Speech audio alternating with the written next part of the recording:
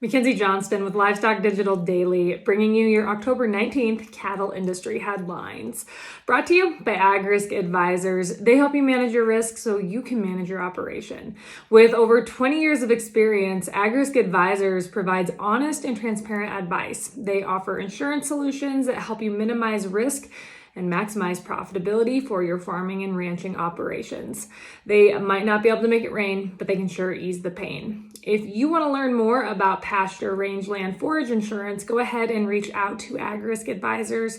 They can help you understand what PRF insurance is all about and everything it can do for your operation. Bloomberg Law has reported on Sunday the DOJ moved to dismiss its antitrust case against two former Pilgrim's Pride executives, the final defendants in its long-running but mostly unsuccessful attempt to take on alleged price fixing in the broiler chicken industry. Judge Daniel D. Domenico threw out all of the government's 294 exhibits of co-conspirator evidence from the record. According to Domenico, the government's exhibits contain only the faintest whiffs of an agreement to fix prices. The case for conspiracy rests on hearsay statements and interpretive gloss, he said. Justice Domenico called out the DOJ for misleading key evidence and said the government was wrong to suggest it had proved the existence of a conspiracy both as a matter of law and a matter of fact.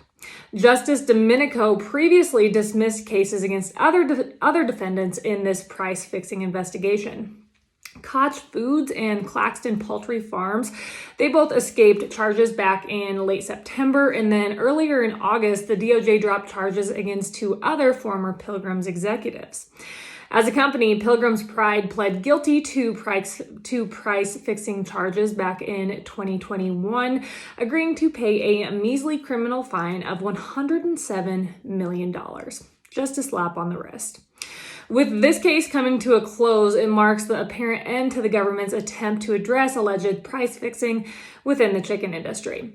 After years of pursuing price fixing allegations, it all comes to an end with a single guilty plea, 5 acquittals, and 11 defendants who had all of their charges dropped. Incredibly disappointing news.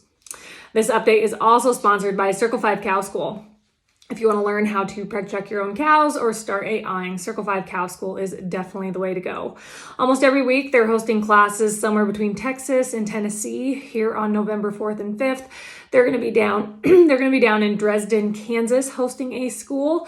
If you're in that area, I encourage you to check them out. And if you just want to check out their schedule, head on over to their website, circle5cowschool.com. That's the number 5 in there, or you can go ahead and just give them a follow on Facebook. The cattle site has reported on Tuesday, USDA announced that distressed borrowers with qualifying USDA farm loans have already received nearly $800 million in assistance as part of the $3.1 billion in assistance for distressed farm loan borrowers provided through the Inflation Reduction Act. The USDA has already paid off debt in the next upcoming loan payment for roughly 11,000 farmers who are 60 days or more behind on their direct and guaranteed loans as of September 30th. Additionally, the agency cleared debt held by about 2,100 farmers who had been foreclosed on but still owed money. Going forward, USDA will administer another $500 million to aid farmers with more complex financial situations, including where farmers are facing bankruptcy or foreclosure. And finally, the Inflation Reduction Act also included $2.2 billion for USDA to distribute to farmers who have experienced discrimination in the agency's farm lending practices. But before those funds can be handed out due to lawsuits that were brought forward by white farmers claiming that it wasn't fair that funds were being handed out based on someone's skin color, they believed that the funds should be handed out based on need. So before these $2.2 billion can be handed out, USDA, they are collecting public comments to really figure out who should receive that money. Our final sponsor for this update is the United States Cattlemen's Association. They are hosting their 15th annual meeting this December 8th, 9th, and 10th down in Nashville, Tennessee.